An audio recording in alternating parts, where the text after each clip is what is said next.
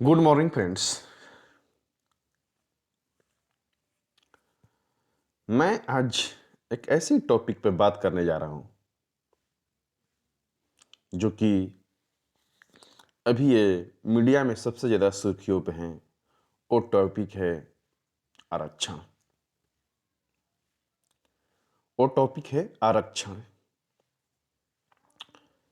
पहले हम बात करेंगे कि आरक्षण है क्या है, आरक्षण क्यों दिया गया, आरक्षण के पीछे कारण क्या है। डॉक्टर भीमराव अंबेडकर जी ने जब संविधान लिखना चालू किए, उस महान शख्सियत ने पूरे भारत की सामाजिक व्यवस्था को उन्होंने अपनी आंखों से देखा था।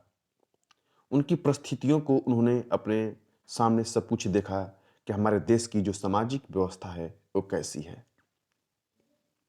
उसके साथ साथ देश की आर्थिक व्यवस्था को भी उन्होंने देखा और वो दोनों चीज में उनको महारत हासिल थी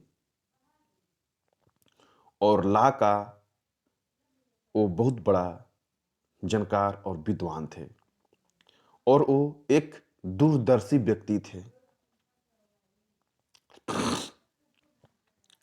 और देश की सामाजिक व्यवस्था, आर्थिक व्यवस्था को देखते हुए उनको इस बात का अच्छा से अनुभव हो गया था। उन्होंने महसूस कर लिया था कि देश तो आज़ाद होगा, लेकिन उस आज़ादी में यदि इन वर्गों को नहीं महत्व दिया गया तो देश की आज़ादी का कोई मायने नहीं होगा। जिसके चलते उन्होंने उनका गांधी जी से हमेशा अनबन रहा। पूना पैक्ट समझौता भी हुआ इसी को लेकर। जब देश आज़ाद हुआ, बहुत किस्मत की बात थी, भाग्य की बात थी।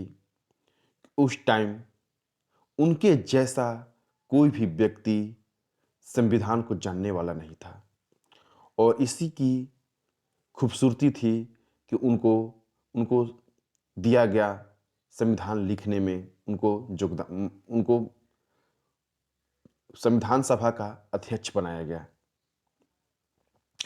और संविधान सभा के अध्यक्ष बनने के बाद ऐसा समय आया कि सबसे ज़्यादा जिम्मेवारी उन्हीं के ऊपर आ गया संविधान लिखने का।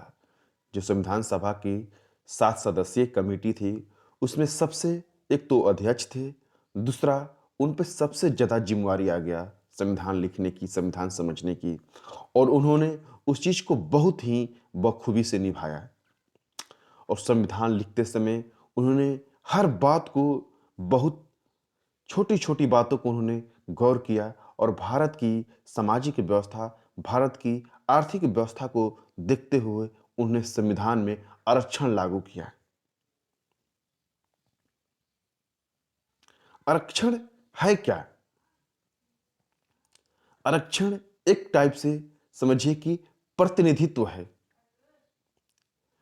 आरक्षण क्या है? किसी भी व्यवस्था में प्रतिनिधित्व। और प्रतिनिधित्व क्या है? प्रतिनिधित्व को आप आसानी भाषा में यदि समझना चाहते हैं तो समझिए, प्रतिनिधित्व मीन्स के जैसे 5 लोग हैं, 5 लोग में सभी लोग अलग अलग समाज से हैं, सबकी अलग अलग अर्थव्यवस्था है,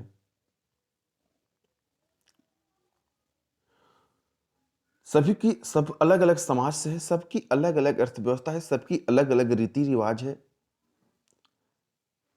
सबको एक साथ रहना है, सबको एक साथ रहना है। आप अपने घर में भी देखिएगा, जब किसी चीज पर वोटिंग होती है, जब किसी चीज पर वोटिंग होती है, चाहे मत को पूछा जाता है, जैसे कुछ खाने वाले हो गए, कोई जलेबी खाना पसंद कर रहा है, कोई खिचड़ी खाना पसंद कर रहा है, कोई दाल रोटी खाना पसंद कर रहा है, कोई ढोकला खाना पसंद कर रहा है। तो जिसकी संख्या उसमें ज़्यादा होगी, जैसे आपको दाल रोटी खाने की संख्या ज़्यादा है या खिचड़ी खाने की संख्या ज़्यादा है, तो जिसकी संख्या ज़्यादा होगी बहुमत उसी का होगा, क्योंकि हमारा देश क्या है, लोकतांत्रिक देश है। लोकतांत्रिक देश में प्रतिनिधित्व का बहुत बड़ा महत्व है और इस बात को